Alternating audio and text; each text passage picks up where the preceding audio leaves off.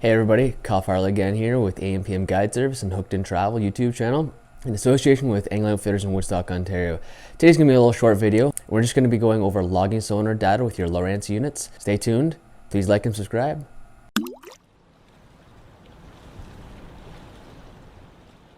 Alright folks, we're here at the main screen here. We have our sonar, side scan, down scan, and map.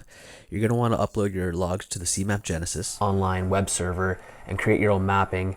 Say, for example, your mapping on your home lake is not sufficient, or it's old mapping software and they haven't updated and it's 20 to 30 to sometimes 30-foot contours between the actual true definition. So now we want our sonar unit on 200 kilohertz frequency.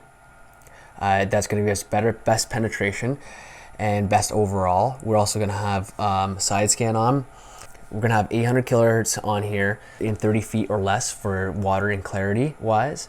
But once we get over the 40-foot mark, we're going to move it over to our side scan over to 455. That's going to give us a wider swath and better definition at deeper depths. Now my auto range is set for 160, which is good for what we want.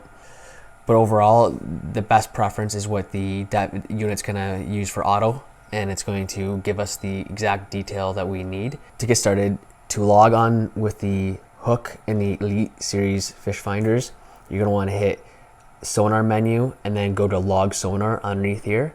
So this menu will be for the HDS Live, the Carbons, the Gen 3s, the HDS Gen 2s, the Elite TI, and Elite TI 2s. This is going to be the exact same menu the way you're going to go about logging a sonar. So we're going to hit the quick key on the power button, and then that's going to bring up the quick menu here. We're going to hit Log Sonar. So as far as file name is, with the older generations, the Gen 2s, with including the LSS2 transducers, they would include the file names as in the start of Sonar 001, 002. It was very confusing because you'd end up having a lot of sonar data with the names of Sonar 001, 002. This way, it's timestamped to your date and time, and it's a lot easier to organize per which lake you're on for which day, and then it's easier to back up to your hard drive. Now, for file format, this is where a lot of people get confused. So your SLG is sonar only. The XTF file is more of a general use file for other programs. It's not as well adapted, and it's for other programs out there on the internet that can create their own mapping software. So as far as uploading to CMap Genesis, the SLG, the SL2, and the SL3 files are the ones that are used. So the SLG is your only sonar. The SL2 is your sonar and your down scan. Now your SL3 is side scan, down scan, structure scan 3D, and your sonar. But these files are absolutely massive. As far as the recording date, the SL3 files aren't really needed because the side scan and the structure scan 3D modules on the recording aren't used on CMap Genesis. It's only the sonar and this down scan. Now, so we're gonna hit SL2, and that's gonna be a modest size, and it's gonna be all the data the CMap Genesis requires. The SL3, you're gonna, in about 15 minutes, you're gonna use 1 to 2 gigabytes of data, and then in the same time frame, you're gonna use about 200 megabytes on the SL2, which is a lot more manageable, especially with your own data on your computer and your hard drives. So we picked the SL2 file. For the next step, we want to make sure we save to an external SD card. So we're going to insert it to our bottom right SD card readers. Now we're going to hit Save To. We're going to hit the memory card on our right side. Now the big thing is you can save your logs to an SD card of 2 to 32 gigabyte SD cards. Now bytes per sounding. Now generally I keep it at 3200 for the best possible definition of lake bottom structure. I will turn it down to 1600 or smaller if I'm going through a general basin that's all sand, mud, muck, that doesn't really have much fish holding structure for whatever species I'm targeting. In an area I'm not really concerned with the structure, or just want the general data for on the contour lines.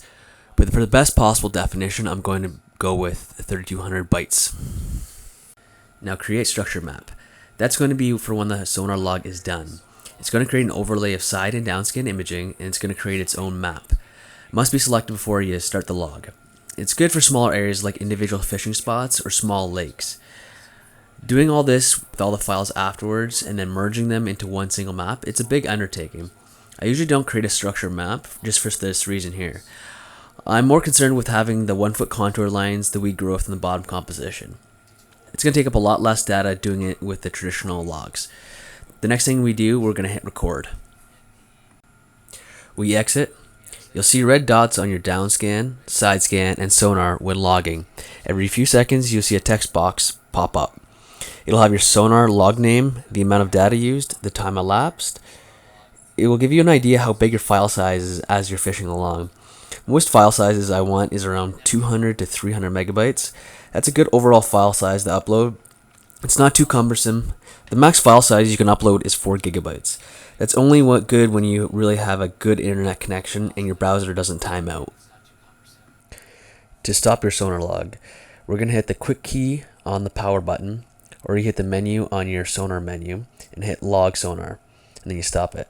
We hit stop. Before you hit stop, it'll show you the file size you're at, the time elapsed, time remaining on your SD card, and bytes per sounding on this file log, as well as your file name. We hit stop. There we go. That's how you create sonar logs on the HDS systems, the Elite series, the Hook series, and older generations. Another thing to note, checking back every 15 to 20 minutes to make sure your file sizes aren't too big. A stopwatch or timer on your phone comes in handy for this. Another thing, between each log, you got to manually hit the power button, log the sonar, and restart the logging procedure. It will save the file card location from your previous log, but it won't remember the file format or the bytes per sounding. Manually doing this only takes about 5 seconds once you get good at it. As far as the speed goes, the maximum recommended speed is 11 miles per hour to get adequate sonar logs. Probably not getting the best definition. Recommended speeds for best sonar readings for mapping are less than 6 miles an hour for logging the data. The faster you go, especially on outside turns, there's going to be a skipping of data points over the turn.